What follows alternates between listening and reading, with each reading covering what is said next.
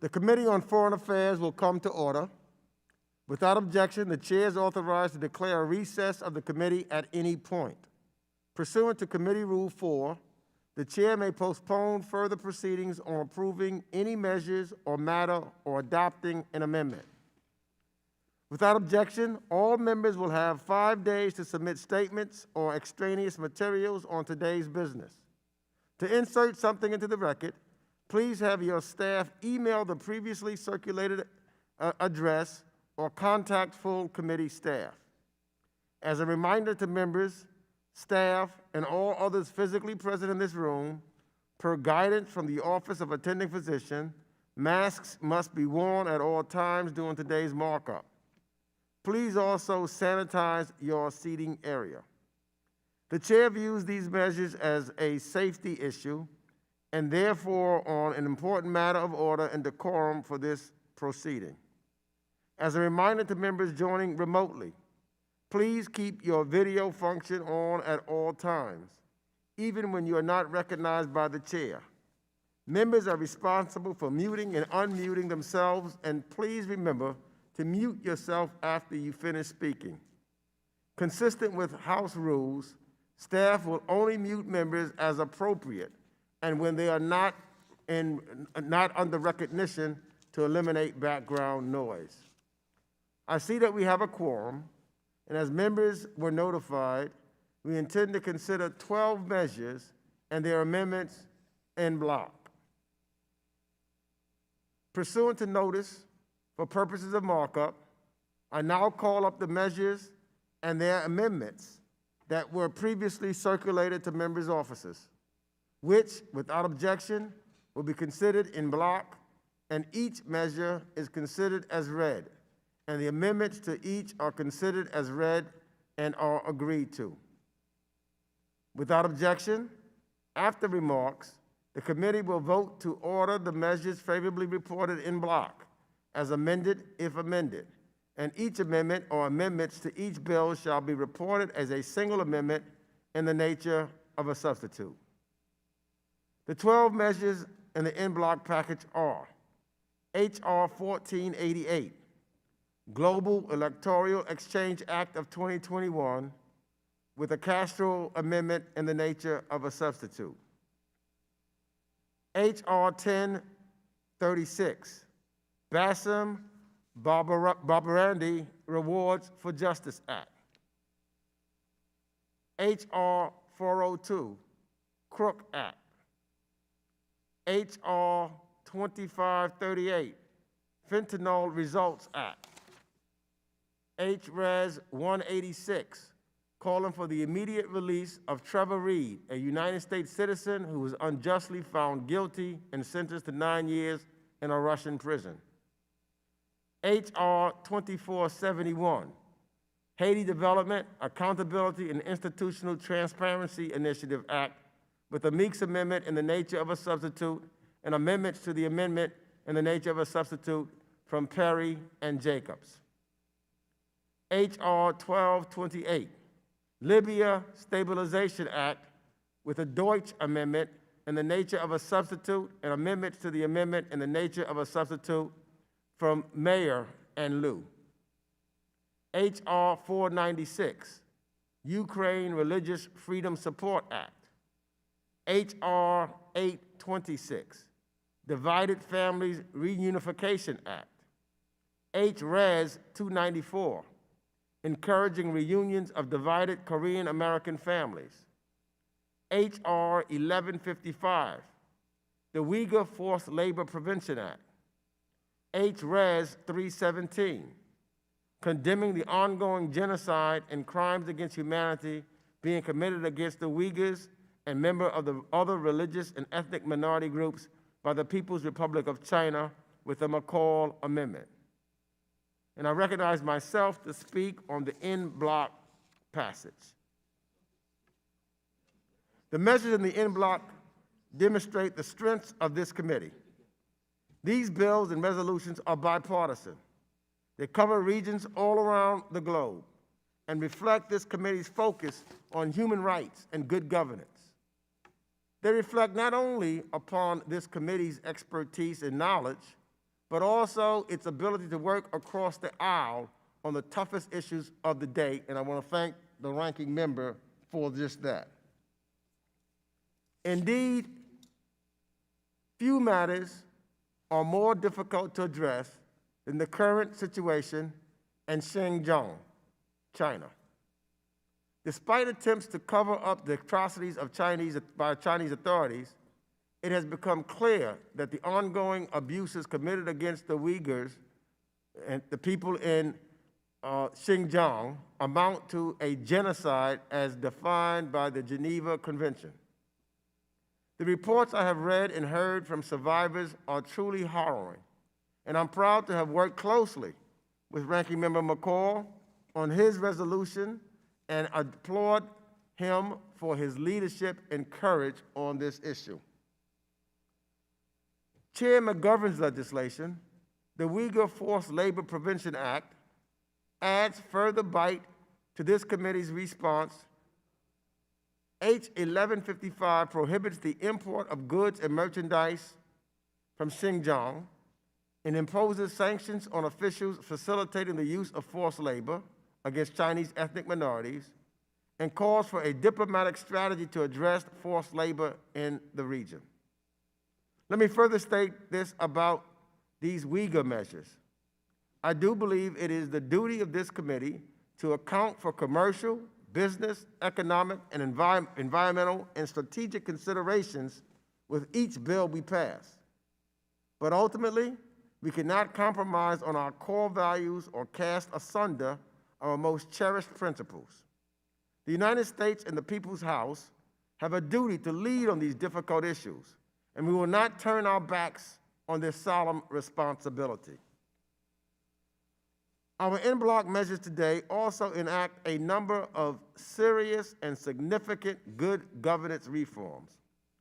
Representative Keating's important legislation, the CROOK Act, would levy an additional penalty on the most egregious violators of the Foreign Corrupt Practices Act and use these fines to create an anti-corruption action fund. Representative Castro's Global Electoral Exchange will encourage best practices for election administration around the world, a sorely needed antidote in 2021. Representative Trone's Fentanyl Results Act will likewise encourage greater diplomatic focus on a scourge that is affecting many communities here at home in the United States. Representative Wilson's bill, H.R. 1036, would expand the State Department's whistleblower rewards program to include sanctions violations. And we have seen the importance of the whistleblowers over the last decade. And Mr. Wilson's bill will help ensure that our foreign policy is not only carefully crafted, but effectively enforced. I also want to commend Representative Wilson for his Ukraine Religious Freedom Support Act, as well as Representative Pfluger for his resolution calling for the immediate release of Trevor Reed, an American citizen who was sentenced to 9 years in Russian prison camp on bogus charges. These bills concern the failure of Vladimir Putin's Russia to follow international law abroad or install due process of law inside of Russia. Let me also thank my friend and Brooklyn brother, Chair of the Democratic Caucus, Hakeem Jeffries, for his vital bill, the Haiti Development, Accountability, and Institutional Transparency Initiative Act. Last month, we had our first full committee hearing in over a decade concerning our island neighbor, Haiti. This bill exemplifies that discussion, and I'm proud to bring up this measure today. And finally, let me acknowledge the important work of Representative Ming, who shares the borough of Queens with me, on the Divided Families Reunification Act, and Representative Karen Bass for her resolution encouraging reunions of divided Korean American families. The issue of divided Korean families has been present on the Korean Peninsula and in America for over 7 decades now. And I have personally heard the heart-rending stories from families who seek to see their loved ones. Each of these measures in the en bloc represent our principles, and underscore our priorities. And I'm proud to support all of them. I now yield to the Ranking Member McCall for his opening remarks. Well, thank you, Chairman Meeks, for having this markup today, and once again, in a bipartisan manner. And I want to thank you for working with me and the staff. I commend the whole team, honoring the the traditions of this committee. I'd like to start today by discussing an issue very close to my heart and very close to the hearts of many Americans. Today we are considering a resolution introduced by Mr. Pfluger, a good Texan, and myself, calling for the release of Trevor Reed, also a good Texan, who is still being held as a political pawn, a political prisoner in Russia.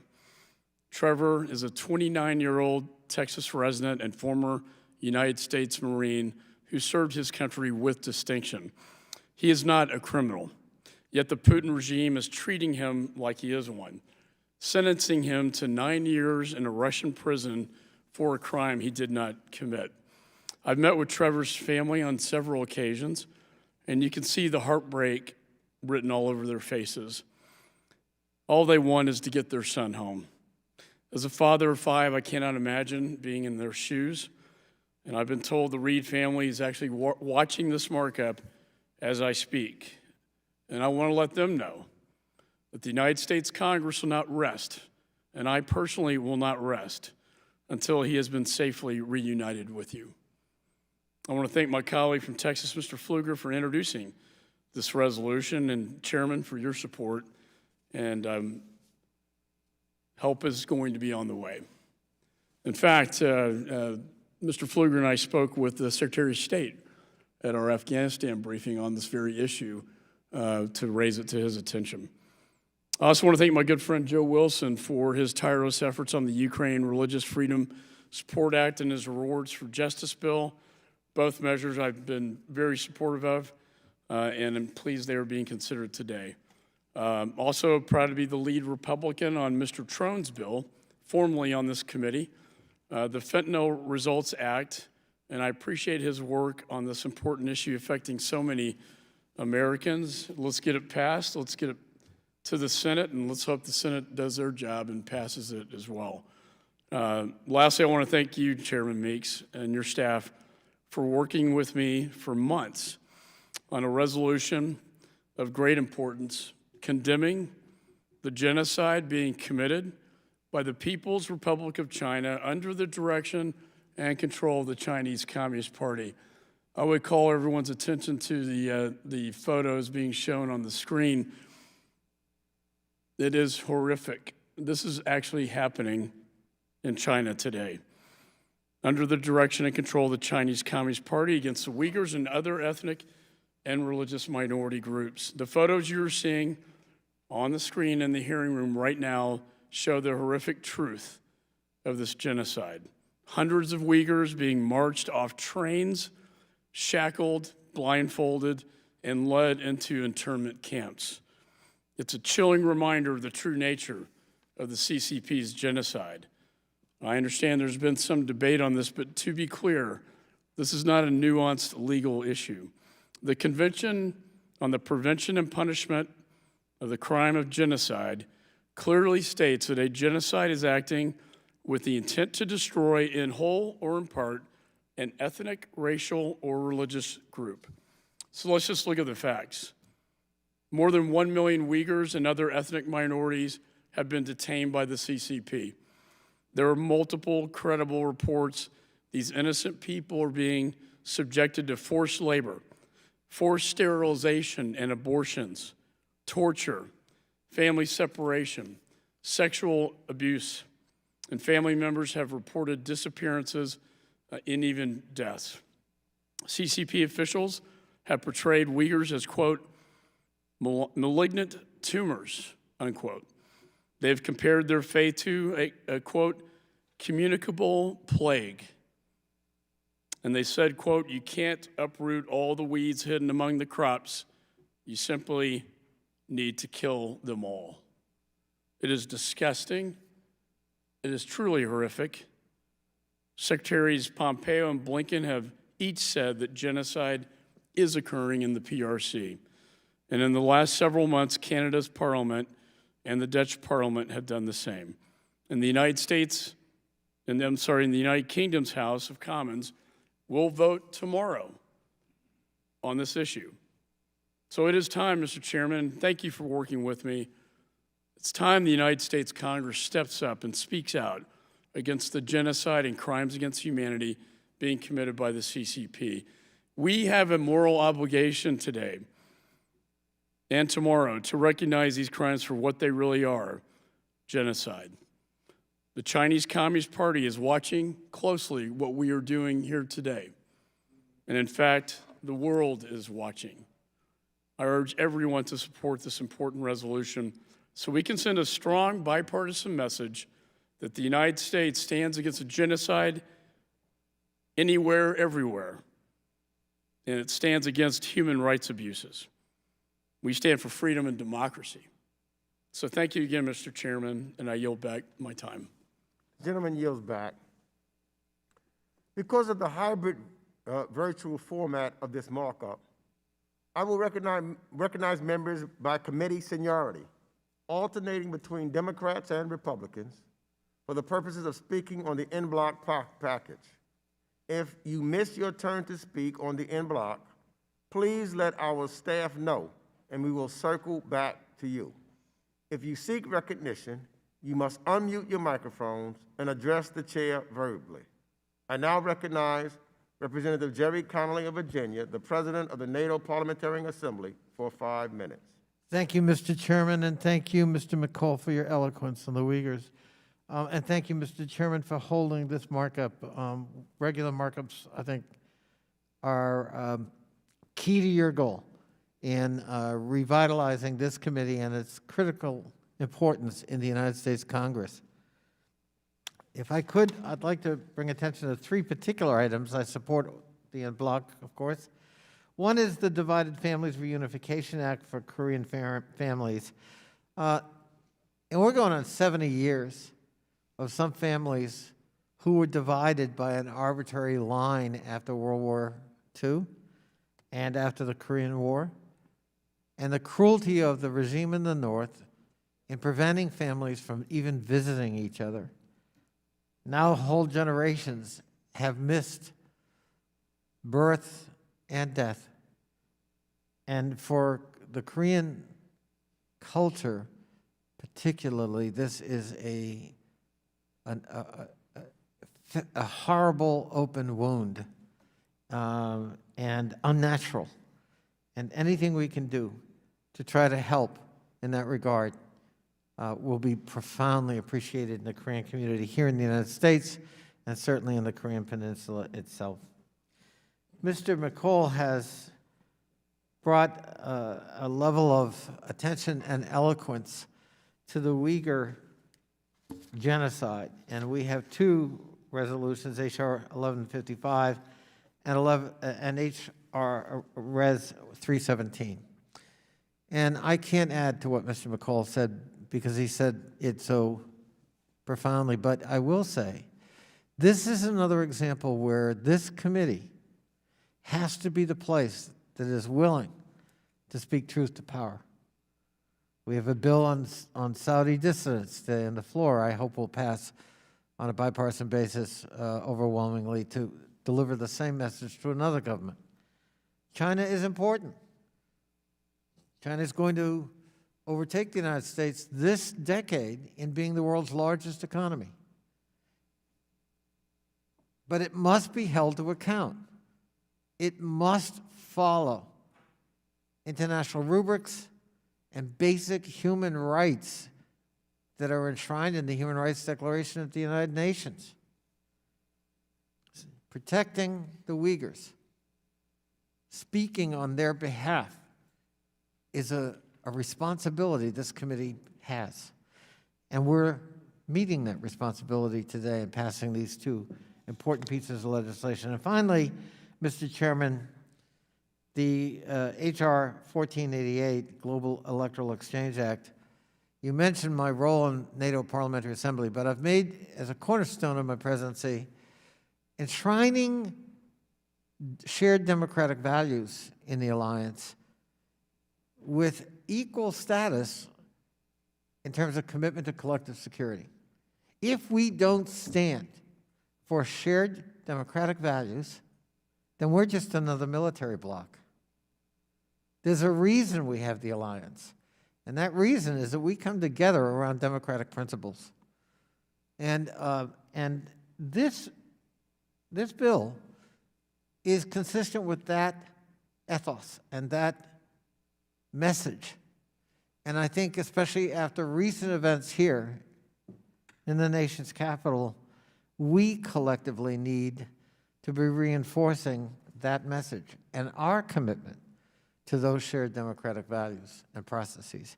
And so I think this takes on added significance, and I am so glad to see it on the agenda today. Mr. Chairman, again, thank you for your leadership. Mr. McCall, thank you for your leadership. Thank you for the spirit in which you've approached this markup and other markups, and I look forward to seeing you both on the floor to pass our Saudi Protection of Dissidents bill later today. Thank you. I yield back.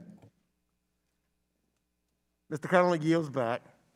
I now recognize Representative Chris Smith of New Jersey, who is the ranking member of the Subcommittee on Africa, Global Health, and Global Human Rights, for 5 minutes. Thank you very much, Mr. Chairman, and to Ranking Member McCall. This is an excellent block of bills. Hopefully, all of them become law. And so I want to thank you for putting these on the docket for today. I'd like to speak to one, especially H.R. 1155, the Uyghur Forced Labor Prevention Act, which was introduced by Jim McGovern and I. This bill will prohibit the importation of goods made with forced labor in Xinjiang, China. I would remind my colleagues, and I'm sure you all remember, it passed in the last Congress by a vote of 406 to 3. Never got out of the Senate. This act creates a, quote, rebuttable presumption that any goods made in Xinjiang Uyghur Autonomous Region are made with forced labor and prohibited from entering the United States unless a clear and convincing evidence is shown to the contrary. As my colleagues know, it's estimated that up to 1.8 million Uyghurs, Kazakhs, and other predominantly Muslim ethnic minorities have been arbitrarily detained in a system of extrajudicial internment camps where they are subjected to forced labor, torture, and political indoctrination. The cruelty is absolutely numbing, and it's all being done at the direction of Xi Jinping. Congress must hold the Chinese government accountable and give a strong voice to the millions of Muslim Uyghurs who are victims of genocide, rape, torture, forced abortion, and involuntary sterilization, re-education camps, and other gross violations of human rights. Mr. Chairman, Chinese authorities have had the audacity to deny the very existence of mass internment camps and portray them as vocational training centers. What a lie. What a despicable lie. The Chinese Communist Party continues to censor and use economic coercion to stifle discussion of its crimes, particularly overseas. Beijing, which hates and harasses all faiths, has instituted plans to erase the very existence of Islam in Western China. The CCP has bulldozed mosques and shrines, severely and unjustly inhibiting the religious practice of Islam and forcing camp detainees to actually renounce their faith. Our legislation is desperately needed. There's so many goods that are being made in those forced those factories with forced labor are showing up in our stores and on our shelves. So we need to show support for the suffering Uyghur community in China. Passage of this bill is another step in that direction. I thank you, Mr. Chairman. I yield back the balance of my time. Mr. Smith yields back. I now recognize Representative Ted Deutsch of Florida, who's the chair of the Subcommittee on the Middle East, North Africa, and Global Counterterrorism, for 5 minutes. Thank you, Chairman Meeks and Ranking Member McCall, for holding this markup.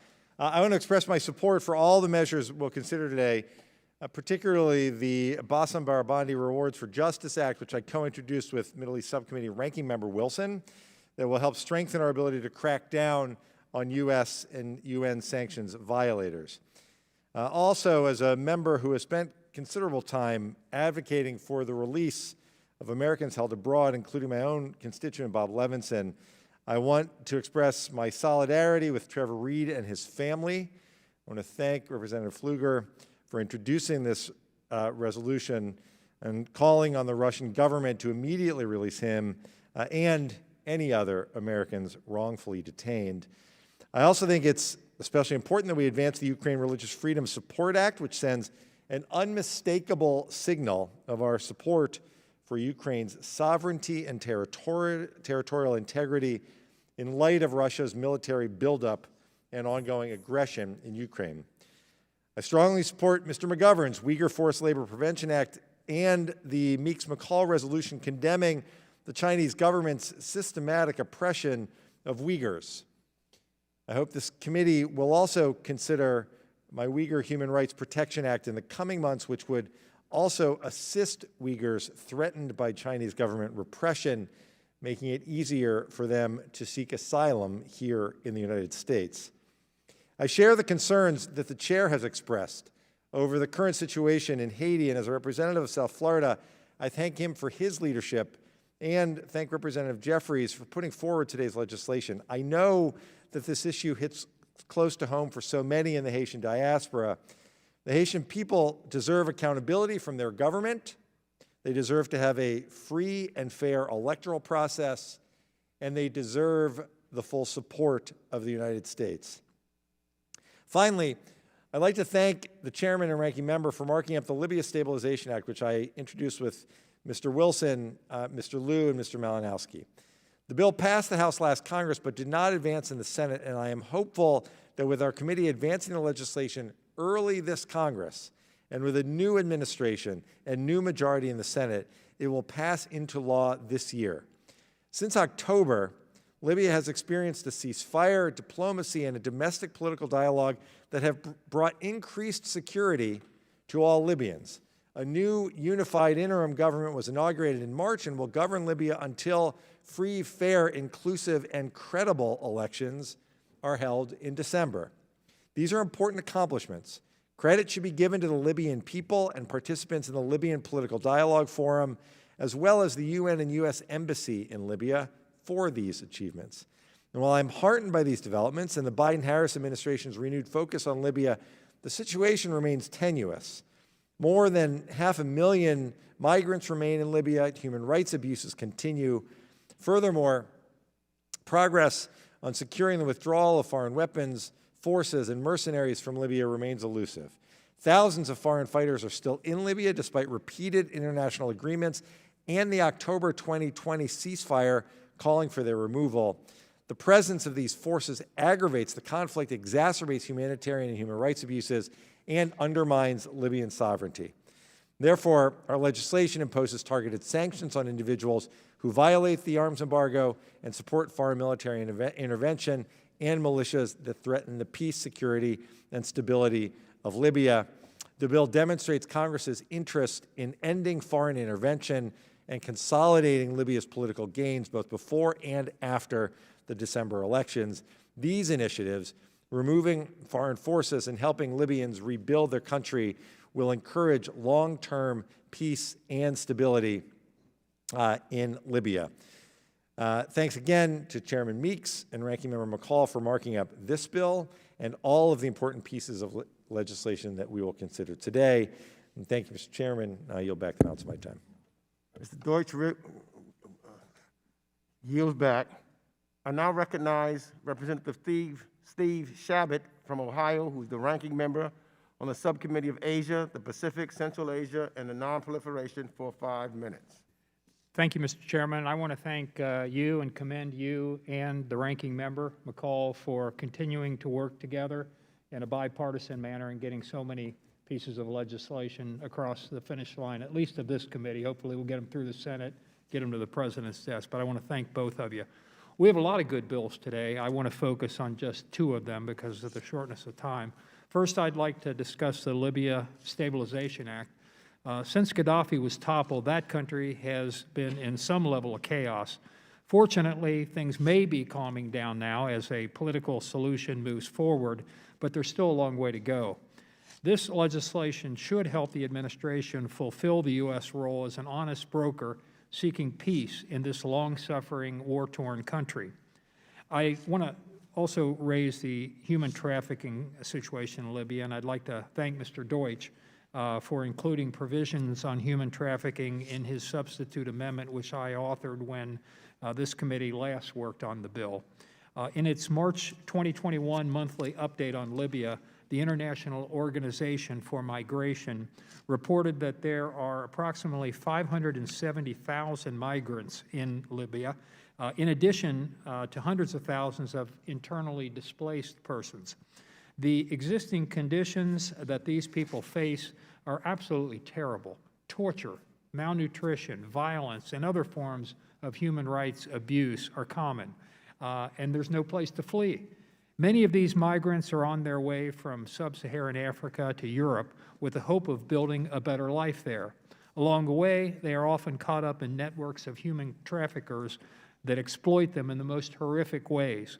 This includes modern-day slavery, or some equivalent, in which Africans are essentially bought and sold or treated like animals, and women face rape and forced prostitution.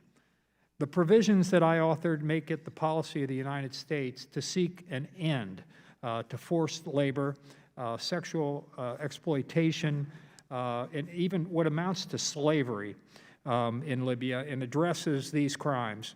The least we can do for these very vulnerable people is to use what leverage we have to help resolve this deplorable situation. I'd also like to voice my strong support for H.Res. 317, which condemns the People's Republic of China's genocide against the Uyghurs.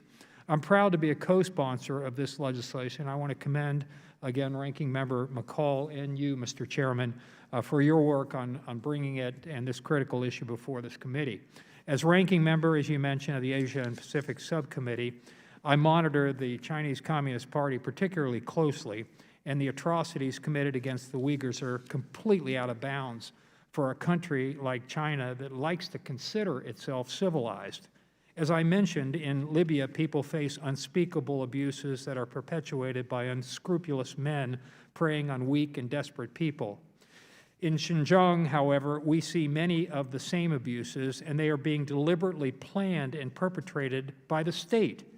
The PRC subjects Uyghurs to forced labor, torture, sexual abuse, indoctrination, religious persecution, and onerous restrictions in every aspect of their lives. Over 1 million are in concentration camps. The Chinese Communist Party is transferring Uyghur children from their parents, imposing severe birth quotas for Uyghurs, and conducting forced abortions. Perhaps most telling, the Chinese Communist Party has sought to sterilize or enforce long-term involuntary contraception on a sizable percentage of the population, up to 80% in some areas of Xinjiang.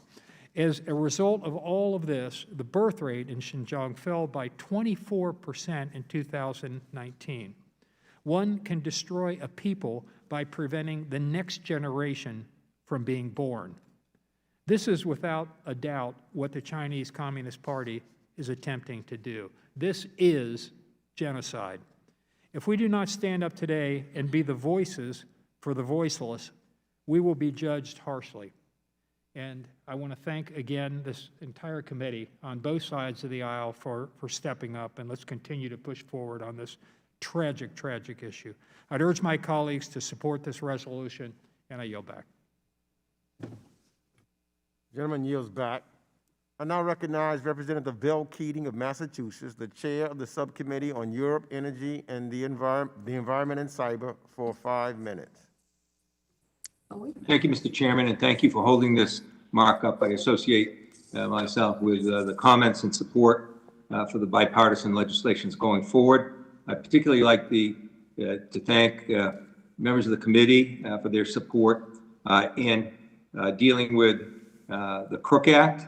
I'm honored to partner with my colleague, Mr. Fitzpatrick, to offer the Countering Russian and Other Overseas Kleptocracy Act, or the CROOK Act.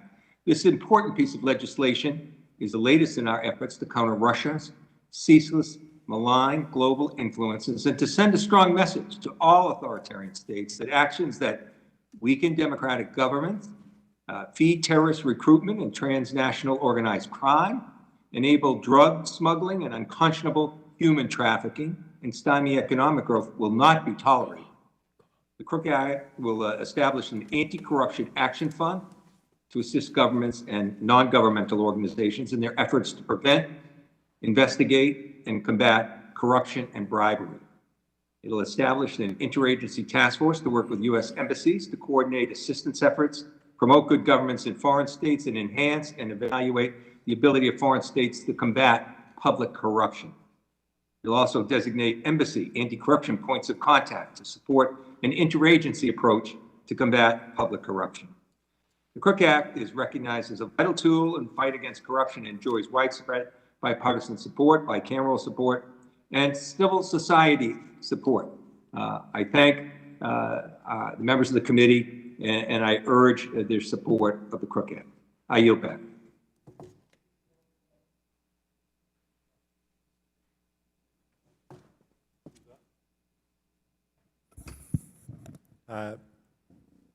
No. Mr. Chairman, I yield back.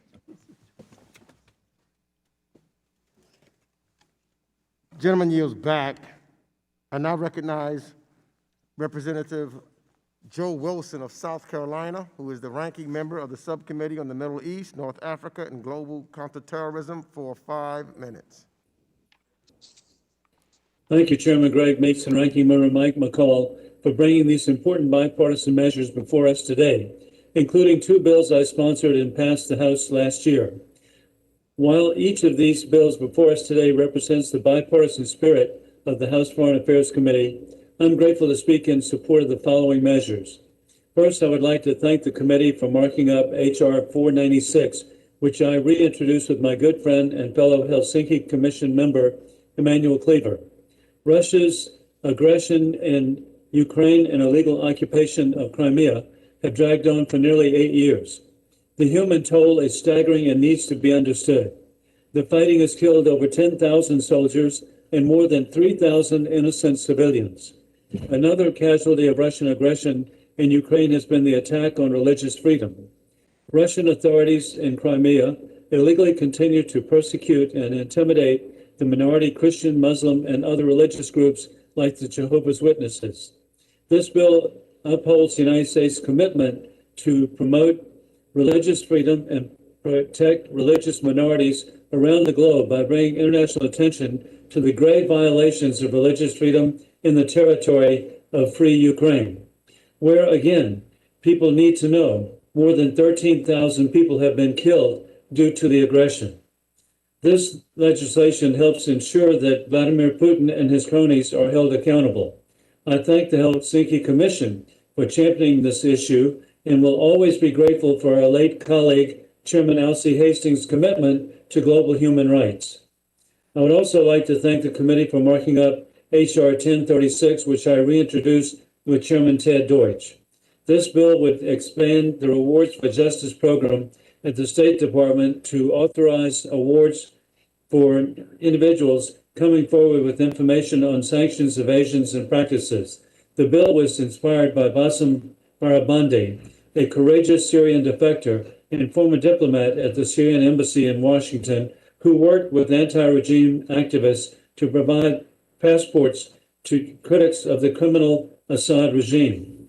For years after his defection, Bassam, a true Syrian patriot, has lobbied the U.S. government with information on Syrian oligarchs close to Assad and their sanctions evasion practices. Bassam's case highlighted the need to create a clear mechanism to incentivize individuals to come forward with that kind of vital information.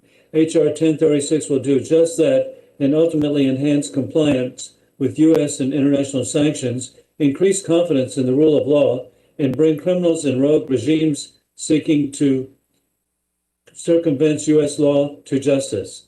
Additionally, I'd like to speak in favor of H.R. 1228, sponsored by Chairman Ted Deutsch, which I'm grateful to be a lead co-sponsor.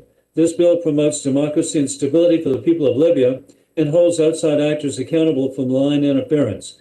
I am grateful for this legislation to be included in the markup. And lastly, I want to thank Ranking Member Mike McCall, Chairman Greg Meeks, and Chairman Jim McGovern, and Ranking Member Chris Smith for their commitment to holding the Chinese Communist Party accountable for the atrocities committed against the Uyghurs and other minorities.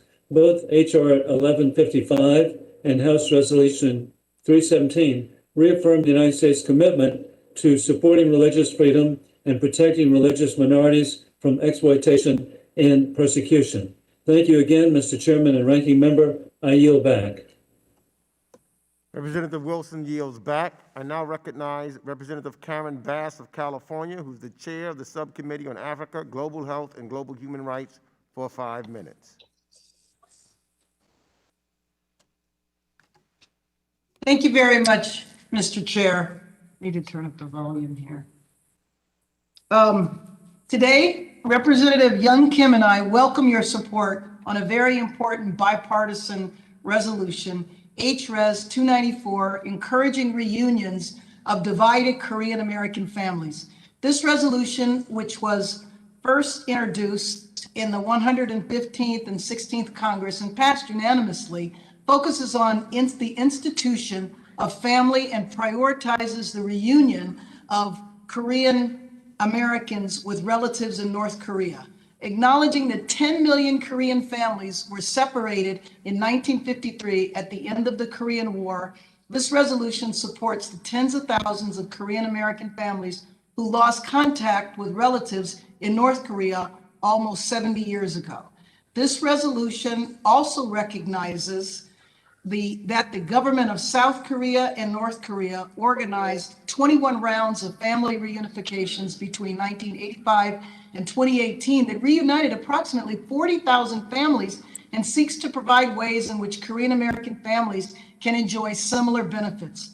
Both Representative Kim and I have constituents who share horrific stories of being divided from family members for nearly 70 years. They recount the difficulties of separation that have been exacerbated by the challenges of the lack of information and the inability to communicate with relatives living in North Korea. We're also thankful for the activism and work of advocacy groups like the Korean American Grassroots Conference and others like the leadership of a member of my staff, Kenneth Ahn, who led the effort to get this resolution on our agenda in Washington, D.C.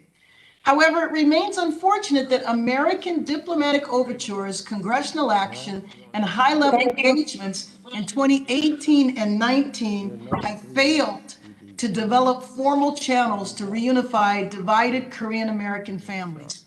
Therefore, the encouraging reunions of divided Korean American families resolution is an effort to rectify this gap by calling on the U.S.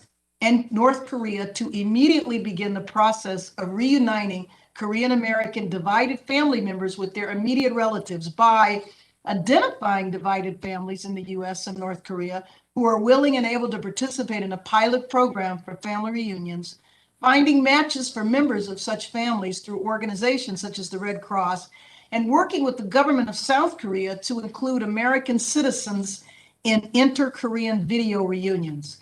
H.R. 294 is meant to complement and support other legislative efforts to reunite Korean Americans with family members in North Korea, such as the Divided Families Reunification Act, a bipartisan bill introduced by Representatives Gray Ming and Van Taylor, which I fully support. The unintended consequences of the Korean War have led to the division of Korean American families in the U.S. and North Korea. Hopefully, COVID-19 has helped us better appreciate life in connection with family, and we must increase our efforts to reunite divided Korean American families. Your support of this resolution could rectify this tragedy and bring peace of mind and happiness to many of our fellow Americans. We appreciate your support of H.R. 294, encouraging reunions of divided Korean American families. I would also urge your support of Representative Ming's bipartisan bill, H.R. 826, requiring the State Department to report to Congress on its consultations with South Korea on opportunities to reunite families in North and South Korea. And let me just say that a couple of years ago, a gentleman, an elder from the community, he was clearly in his late 70s or 80s, came in my office and in tears talked about how he didn't know if his brothers and sisters were still alive. He knew he had lost his parents, and to please give him the opportunity to see his siblings before his time comes. Thank you, and I ask for your support. I yield back the balance of my time. Representative Bass yields back. I now recognize Representative Tim Burchett of Tennessee for 5 minutes. Thank you, Mr. Chairman. I'm especially proud to support House Resolution 317, which condemns the Chinese Communist Party for their brutal campaign of genocide against the Uyghurs and other ethnic minority groups. What we are seeing in China is a systematic attempt to destroy these ethnic groups, and it shows the brutality and inhumanity of the Chinese Communist Party. The Chinese Communist Party has incarcerated over 1 million Uyghurs and have forced many into work camps where they are essentially tortured. Additionally, the Chinese Communist Party even feels like they have the impunity to force the Uyghur women to have abortions and have forced the sterilization of many more. The Chinese Communist Party needs to be held accountable and punished for their reprehensible actions. I urge my colleagues to support House Resolution 317. Thank you, Mr. Chairman. Representative Burchett yields back. I now recognize Representative David Cicilline of Rhode Island for 5 minutes. Thank you, Chairman Meeks, and thanks to Ranking Member McCall for holding this markup today as we consider diverse, important legislation that affords this committee the opportunity to stand against illicit international finance, to chart a new path forward for Libya and its people by dissuading foreign interference in that country, and to raise awareness of the ongoing genocide against the Uyghur population of China. The weight of these issues cannot be overstated, and I'm grateful to the chairman and the ranking member for the opportunity to discuss them today. Before doing that, I want to address an issue we are also considering as part of the agenda today that has plagued our districts for far too long and has caused such harm in my home state. In fact, 73% of all deaths caused from drug overdoses last year in Rhode Island involved fentanyl. Too many lives have been lost, too many families have been torn apart, and too many communities have been impacted by fentanyl and the disease of addiction. We know that addiction can touch the lives of anyone. No socioeconomic background provides immunity. I'm encouraged that we have the opportunity on this committee to consider a bill, H.R. 2538, to combat the international trafficking of fentanyl into the United States and to help rid this menace from our communities. The Uyghur population in China has been subjected to crimes against humanity that amount to genocide.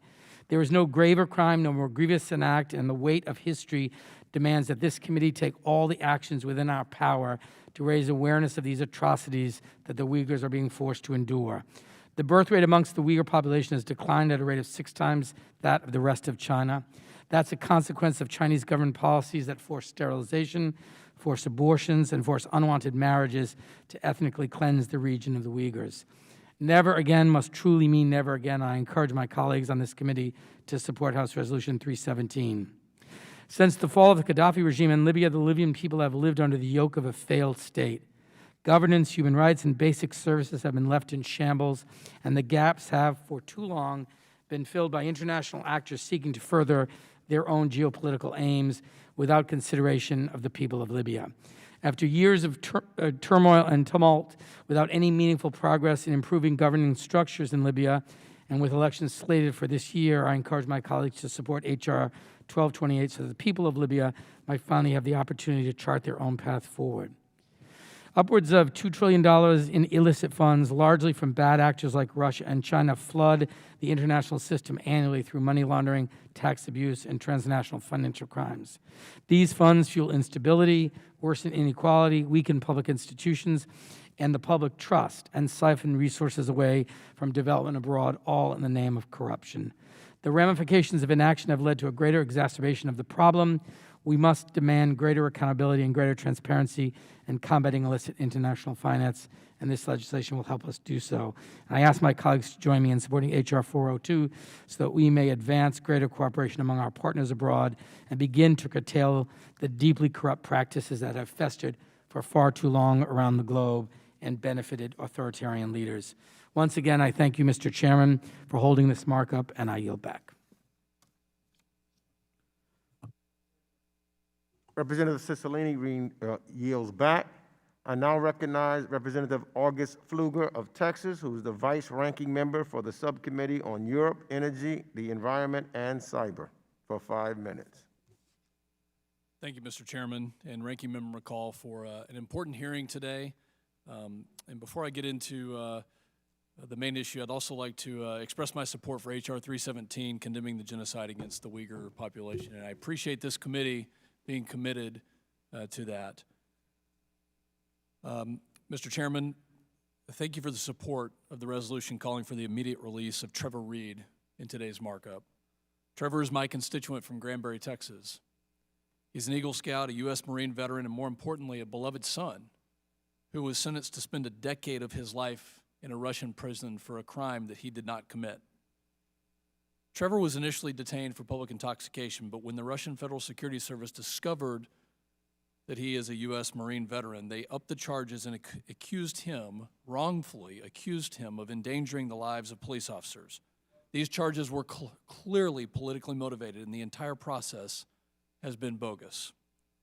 The accusation and the lack of evidence to support it was so ridiculous that even the Russian judge erupted in laughter during his trial.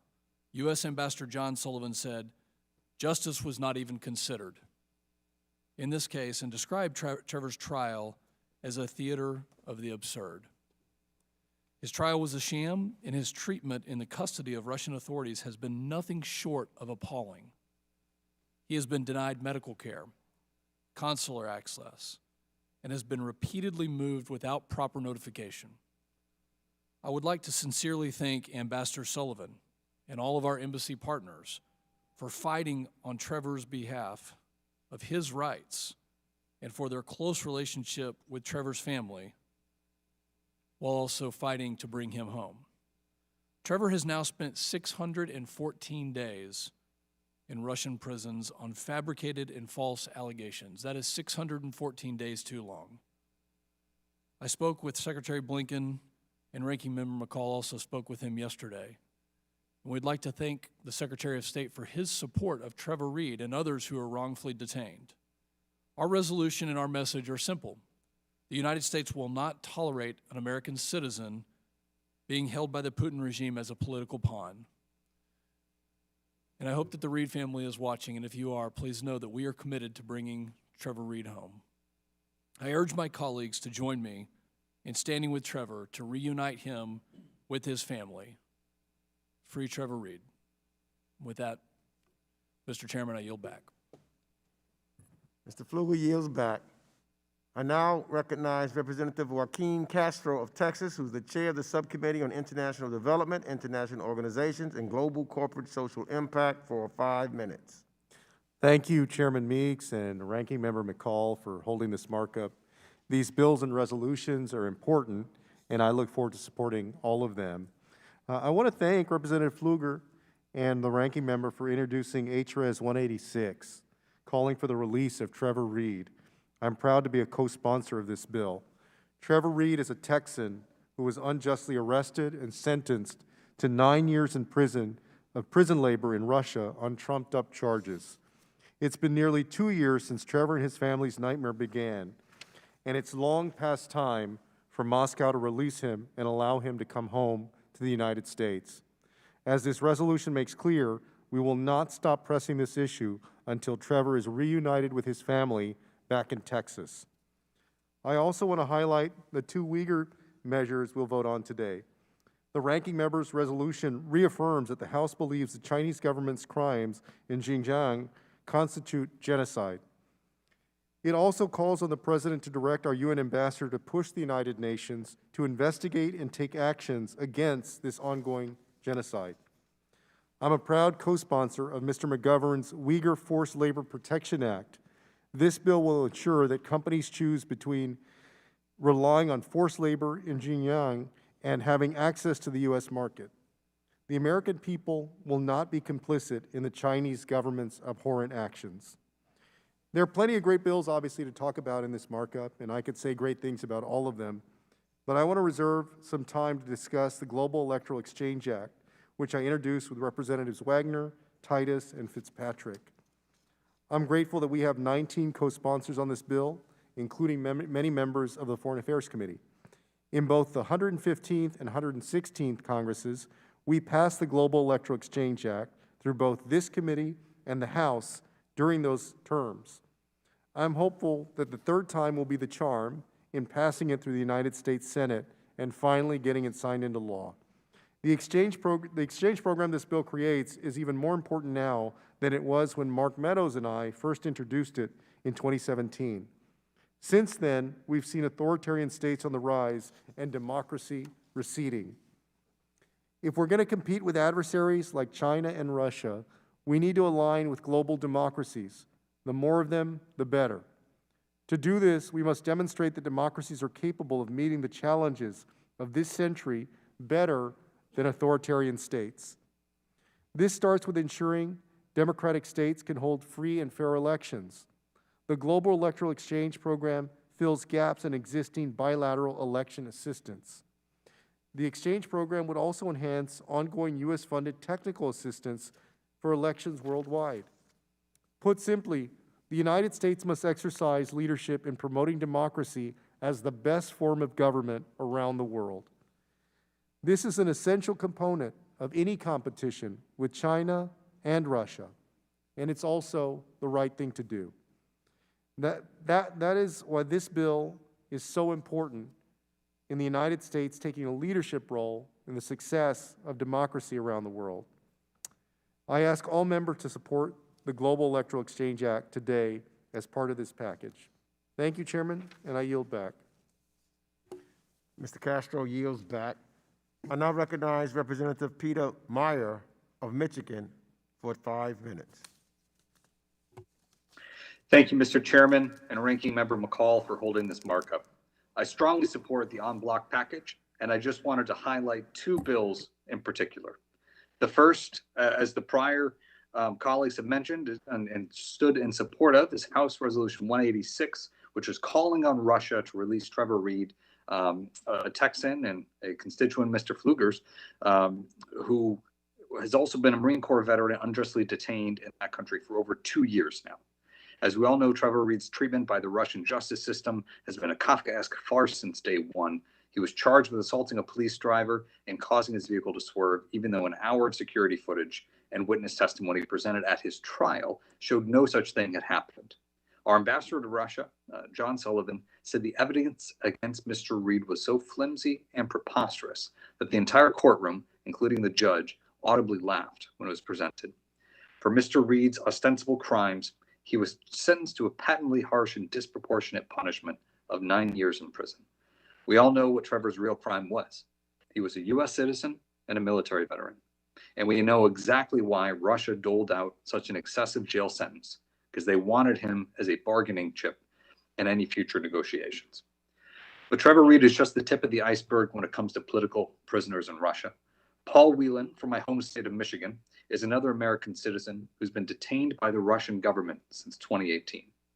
Like Trevor Reed, he was imprisoned with no due process and no credible evidence to support his conviction. Passing this resolution sends a clear message to Putin and those he's bought off in their justice system that this type of politically motivated prosecution of U.S. citizens will not stand. I'm proud to support this legislation that calls for Trevor Reed's release, and I will continue to do so for other American citizens, like Michigander Paul Whelan. We must stand united in calling for all political prisoners in Russia's custody to be released immediately. I want to thank Congressman Pfluger again for introducing this resolution, and I'm proud to co-sponsor it. And I also wanted to highlight the Libya Stabilization Act and thank Chairman Deutsch and Ranking Member Wilson of the Middle East Subcommittee for their work on this bill. The Libyan people have seen their homeland destroyed by outside actors intent on expropriating its vast resources and location in North Africa. With rival groups agreeing to a ceasefire and upcoming national elections at the end of this year, we are committed to supporting a peaceful end to the conflict. To that end, I join my colleagues in support of the Libya Stabilization Act to focus on returning to the Libya people that which is theirs. To do that, however, we must ensure that civilian populations and humanitarian aid workers have safe and secure access on the ground. Just yesterday was the 10-year anniversary of Chris Hondros, an American photographer, killed in a mortar attack by pro-Gaddafi forces, reminding us that we need to ensure the safety of bystanders while advancing a resolution to the conflict in Libya. That's why I introduced an amendment to this bill, ensuring that humanitarian demining efforts, alongside the USAID assistance outlined in the bill, are integrated into the overall strategy. The State Department's work alongside allies, partners, and the Libyan people in clearing unexploded ordnance has been critical to stabilization efforts in Libya, and we have to make sure it continues. I've seen firsthand the damage that mines, that leftover unexploded ordnance, UXO, whether it's mortars, rockets, bombs, wreaks tremendous damage on the civilian population and impedes development, stability, and prosperity. And so I'm grateful to Chairman Deutsch for working with me on this amendment, which is a vital piece of bringing back that stability to Libya. I urge the committee to vote yes on the en bloc package, and I yield back. Thank you. Representative yields back. I now recognize Representative Dina Titus of Nevada for 5 minutes. Thank you very much, Chairman Meeks, Ranking Member McCall, for holding this markup and bringing up such important pieces of legislation. I've had the privilege of working on a number of these and co-sponsoring several of the ones before us today. They affect parts of the world that range from Libya to China, from Ukraine to North Korea, showing the broad reach of this committee's jurisdiction and the kinds of issues that we're involved in. I'm especially grateful to have had the opportunity to work with Subcommittee Chairman Castro, Vice Chairwoman Wagner, Congressman Fitzpatrick, and leading the effort on the Global Electoral Exchange Act of 2021. Unfortunately, over the last decade and a half, we have continued to see democratic backsliding around the world. And this has been particularly prevalent in countries where we had been making real progress. And you had seen that starting to take hold against authoritarian rules and regimes. This piece of legislation would support international exchanges of election administrators and officials and others who participate on the private side in the organization and administration of elections, like NGOs in some of these countries. Under this bill, we'll be providing opportunities for individuals from around the world to promote best practices and strengthen electoral institutions. We'll be sending a message that the United States is not going to stand idly by while certain individuals or countries attempt to overturn the democratic process, either at home or in other countries around the world. Instead, we're going to work with our allies and our partners to build more inclusive and ultimately prosperous societies supported by the pillar of free and fair elections, which are the key to a democratic process. In the same vein of supporting open societies and democracy, I'm also proud to be co-sponsoring the CROOK Act, led by Subcommittee Chairman Keating and Ranking Member Fitzpatrick. This bill provides vital resources to support the rule of law and avoid inaction by fledgling democracies. And this inaction can often allow openings for nefarious actors, as we've seen Russia play their part of, to attempt to taint the democratic process. If we allow outside pressure to degrade democratic norms, ultimately, state institutions will weaken, potentially crumble, and disappear. This has unfortunately been the case in Libya, where though there has been recent progress towards reversing the course of this failed state, external forces continue to undercut efforts to end the violence and establish a viable path forward for the people of Libya. That's why I'm proud to co-sponsor the Libya Stabilization Act, led by Subcommittee Chairman Deutsch and Ranking Member Wilson. This act sanctions individuals who foster such instability and provides U.S. support for efforts to strengthen democratic and civil society institutions, which are the key to founding democratic governments that will succeed in the future. So we've got to work to end this current humanitarian process. Crisis. Finally, I'm proud to join Ranking Member McCall in co-sponsoring his resolution, which rightfully denotes the current genocide occurring against the Uyghurs and other ethnic and religious minorities, and condemns the government of the People's Republic of China. He has spoken more eloquently than I can on this issue. But let me add that the actions of the People's Republic of China as they continue their barbaric treatment of ethnic religious minorities, whether it's Tibetans or ethnic Mongolians. We have to stand with these folks and the Uyghur people, and they joined this long and sad list. This is not anything new to be subjugated and mistreated by the Chinese, and we've got to say enough is enough. This resolution calls on President Biden to urge the global community to do more to stand with us to end this genocide and hold those responsible accountable. I'm pleased to support these measures, and I thank you for bringing them forward, and I yield back. Gentlelady yields back. I now recognize Representative Young Kim of California, who's the Vice Ranking Member of the Subcommittee on Asia, the Pacific, Central Asia, and Nonproliferation, for 5 minutes. Thank you, Chairman Mix and Ranking Member McCall. I greatly appreciate your leadership in bringing a number of important bipartisan bills before our committee to consider, many of which I'm honored to co-sponsor. I'm especially happy to see 2 separate measures on the markup addressing the issue of Korean American divided families. Since 1985, the South and North Korean governments have facilitated 21 in-person and 7 video family reunions. Unfortunately, the estimated 100,000 Korean Americans with family members in North Korea have been left out of this process entirely. As a Korean American, I understand and empathize with the great pain many Korean Americans still feel today over the continued separation of their war-torn families in North Korea. For these reasons, I am proud to join bipartisan efforts to right this wrong and allow Korean Americans to visit their family members in North Korea. This includes H.R. 826 from Congresswoman Grace Meng, which I helped introduce earlier this year, and House Resolution 294, which I'm fortunate to co-lead with Congresswoman Karen Bass. I strongly urge my colleagues to pass both resolutions so that we may fulfill the long-held wishes of thousands of Korean Americans today to see their separated families once more. Time is not on their side. Now in their late years, time is running out. And I'm also proud to be a co-sponsor of several measures addressing the atrocities occurring in Xinjiang.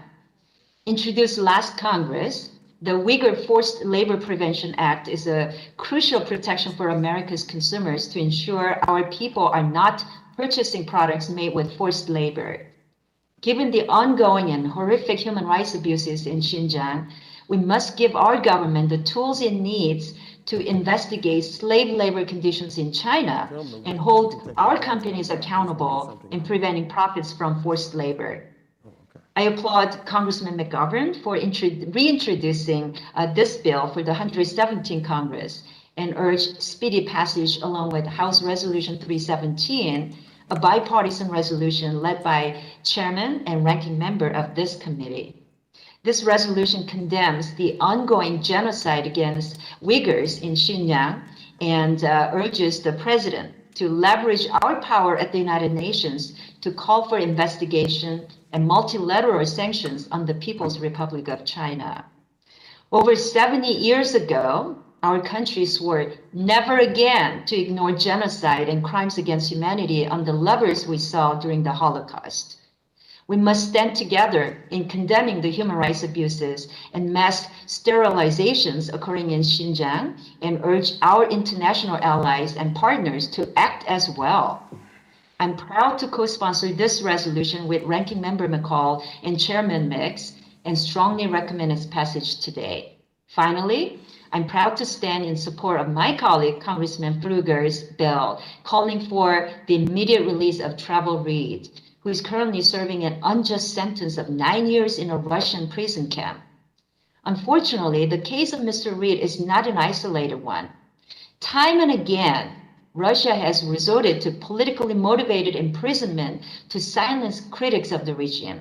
It's a behavior that is unbecoming of a responsible world power. This bill also comes at a crucial time for another prisoner, Russian opposition leader Alexei Navalny, who is on the verge of death due to a hunger strike and poor treatment. I'm sure my colleagues and I would join the administration in saying that if Mr. Navalny dies under Russian supervision, there will be swift and dire consequences for Mr. Putin and his government. So I urge the Russian government to respect Mr. Navalny's rights and be treated immediately by a doctor of his choice.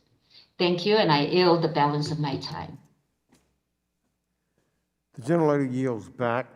I now recognize Representative Ted Lieu of California for 5 minutes. Thank you.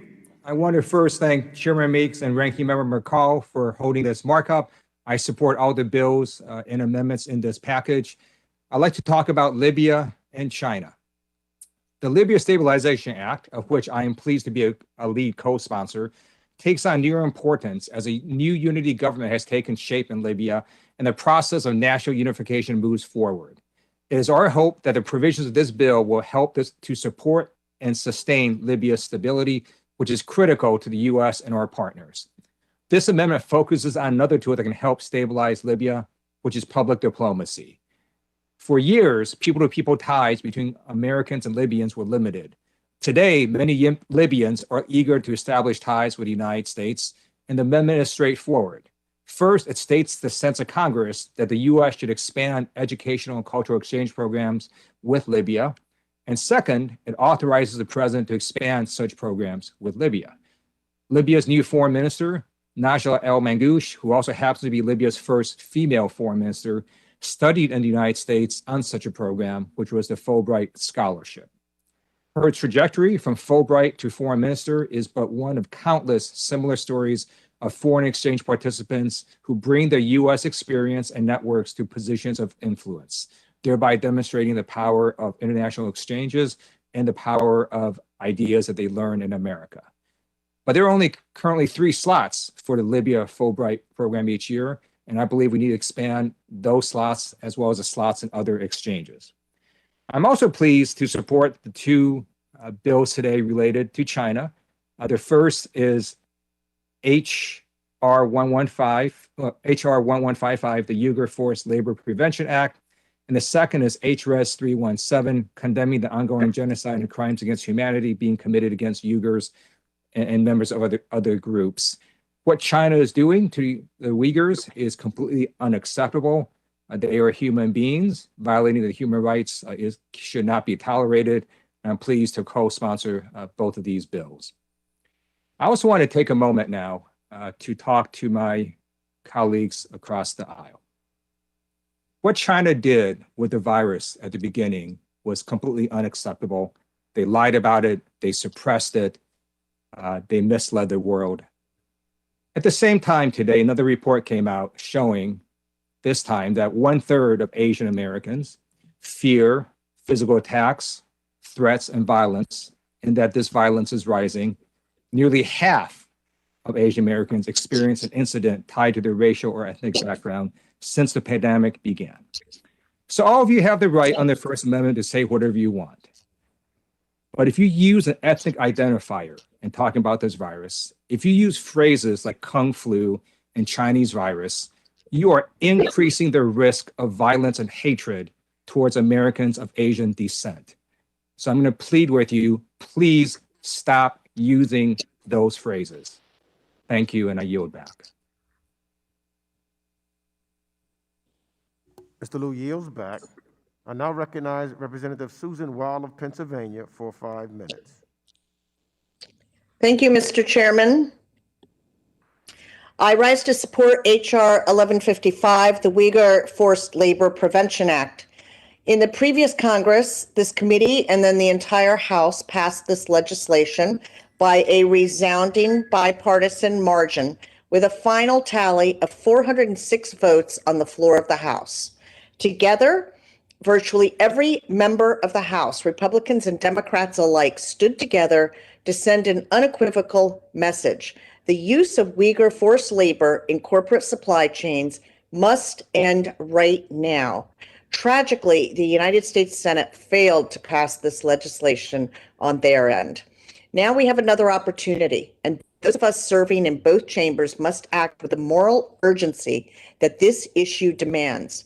By banning all imports with content from the Xinjiang Uyghur Autonomous Region, unless the relevant company can prove that its product was not made with forced labor. This legislation would mark a long overdue step on the path toward ending mass human rights violations against the Uyghur people. This is a step our nation can take right now to end the genocide. I have met with constituents in my community who have been personally affected by the Chinese government's actions, including a Uyghur woman whose mother has been detained in northwest China. I assured these constituents that I would do everything within my power to protect their loved ones, and I intend to fulfill that commitment. As officials in the United States and in democratic nations around the globe work together to seek an end to these horrific abuses, it is imperative that all corporations, no matter how powerful, are held to the basic standard of not using the forced labor of detained women, men, and children. By passing this provision into law, the United States can lead the way toward ensuring respect for the fundamental rights and dignity of the Uyghur people. In this effort, I am proud to stand not just with my colleagues on the other side of the aisle, but also with the AFL-CIO and all members of the End Uyghur Forced Labor Coalition. This broad coalition of labor, civil society, and elected officials is sending a powerful signal. The struggle for human rights and dignity knows no boundaries. In the words of Dr. King, injustice anywhere is a threat to justice everywhere. Together, we can shape a future of rights and dignity for all. Let's pass this bill, and thank you, Mr. Chairman. I yield back. The gentlelady yields back. I now recognize Representative Andy Levin of Michigan, who's the Vice Chair of the Subcommittee on Asia, the Pacific, Central Asia, and Nonproliferation, for 5 minutes.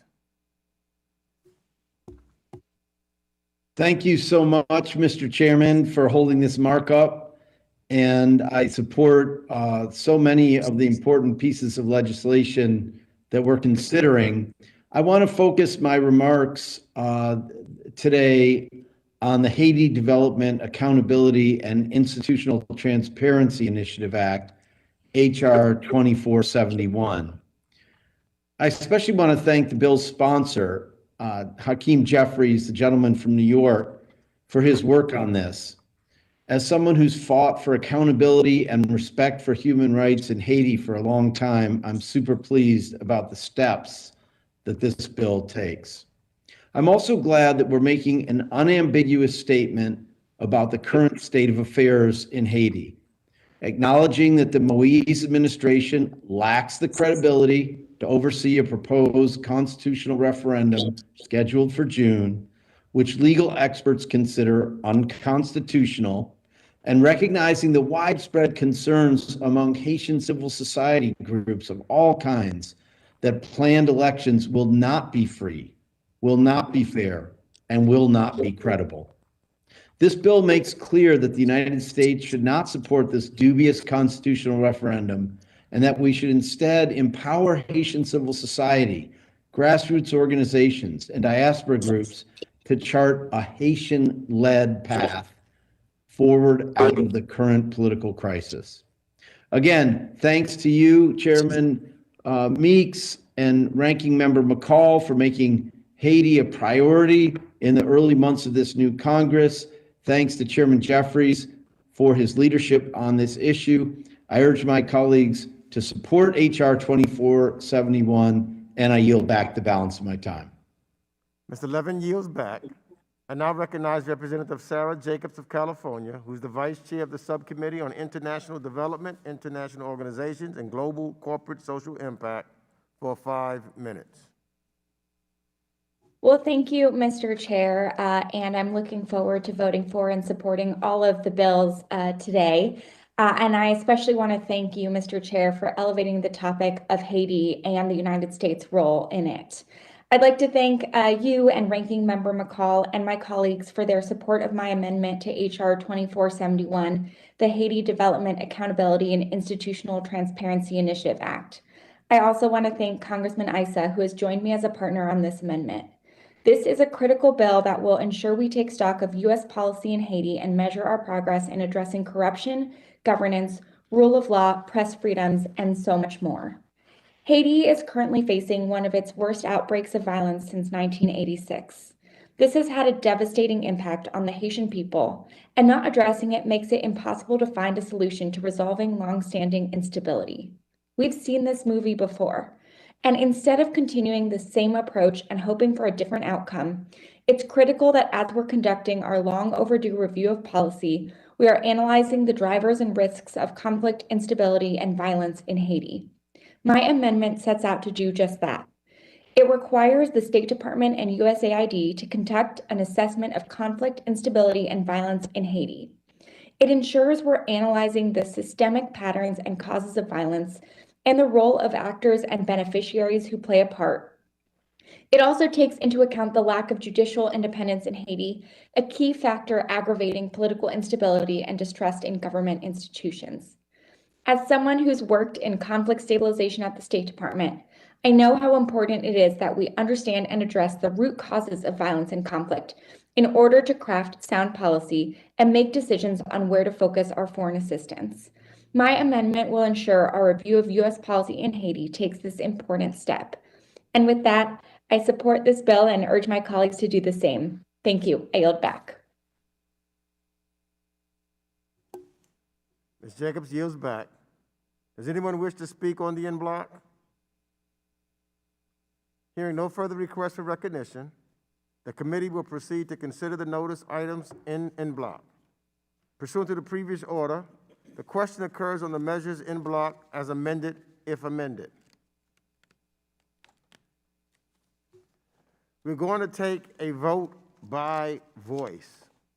All members, please unmute your microphones. All those in favor, say aye. Aye. Aye. Aye. Aye. Aye. All those opposed, say no. In the opinion of the chair, the ayes have it, and the motion to reconsider is laid on the table. Without objection, staff is authorized to make any technical and conforming changes.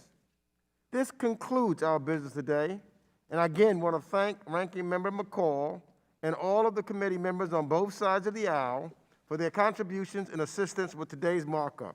This markup is now adjourned.